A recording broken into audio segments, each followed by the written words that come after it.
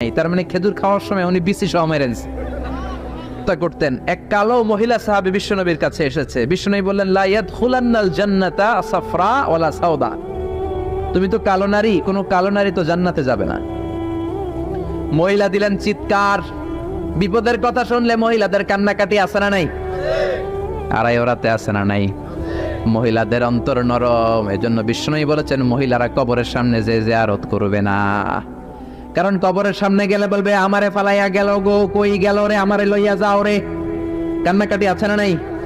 গড়াগড়ি খায়, নিজের জামা নিজে ছিঁড়ে ফেলে, নিজের গালে নিজে থাপ্পড় মারে, এরকম নারী আছে না নাই? এজন্য মহিলারা ঘর থেকে দোয়া করবে, পুরুষেরা কবরস্থানে ঢুকে কবরের সামনে দাঁড়িয়ে দোয়া করবে, ঠিক কি না? বিশ্বনবী বললেন, লা ইয়াদখুলুল জান্নাতা সাফরা ওয়ালা সাউদা।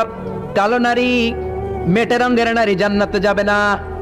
মহিলা কান্না শুরু করে দিল। মহিলা বলল, নবী আপনি বলেছেন আল মারআতু ইযা সাল্লাত খামসাহা, কোন নারী যদি নামাজ পড়ে, ওয়া সামাত শাহরাহা, যদি রোজা রাখে, আতাআত বালাহা, স্বামীর আনুগত্য করে, হাফিজাত ফুরুজাহা, লজ্জাস্থানের হেফাজত করে, কোন নারী যদি এই চারটা কাজ করে, তার জন্য 8টা জান্নাতের দরজা খুলে দেয় কে? ও নবী, আমি তো 4টাই করি, কালো হওয়ার কারণে কি আমি জান্নাতে যাব না? এটা কেমন কথা? বিশ্বনবী বললেন, কেঁদো না, তুমি যখন জান্নাতে যাবা এরকম কালো থাকবা নাকি? তুমি তো পূর্ণিমার চাঁদের মতো হয়ে জান্নাতে ঢুকবা। তুমি যখন জান্নাতে ঢুকবে, তোমার ঐশ্বরিয়া রায়ের মতো সুন্দরী করে দিবে কে?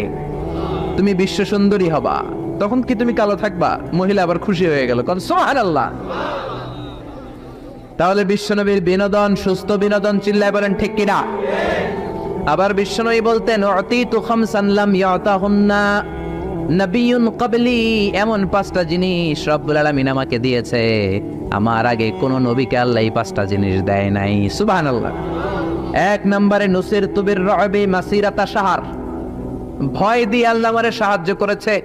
আমার ডানে বায়ে সামনে পেছনে 1 মাসের রাস্তার মধ্যে যদি কোনো কাফেরের আন্ডা বাচ্চা থাকে, আমার ভয়ে তাদের অন্তরে ধুকধুকানি বাড়ায় দেয় কে? নবী যেখানে অবস্থান করতেন, তার ডানে বায়ে সামনে পেছনে 1 মাসের এরিয়ার মধ্যে যদি কোনো কাফির থাকতো, মুশরিক থাকতো, বিষ্ণবীর ভয়ে ঘুমের মধ্যে লাফ দিয়ে উঠতো। আল্লাহু আকবার। 2 নম্বরে বিশ্বনবী বললেন, জুইলাত লিয়াল আরদু কুল্লুহা মাসজিদান ওয়া তাহুরা, আমার জন্য আল্লাহ গোটা বিশ্বটাকে মসজিদ বানিয়ে দিয়েছে। গোটা বিশ্বটা মসজিদ। মসজিদ মানে মাকানুস সুজুদ, সিজদার জায়গা। যেখানে সিজদা দেন কবুল করবে কে? নূহ আলাইহিস সালামের জামানায় যেই কোনো জায়গায় নামাজ পড়লে কবুল হতো না, মসজিদে যেয়ে পড়া লাগতো। মুসা নবীর উম্মত মসজিদ ছাড়া নামাজ পড়লে কবুল হতো না, সিনাগগে যেয়ে পড়া লাগতো। ঈসা নবীর পারে না। দেখো সবার সামনে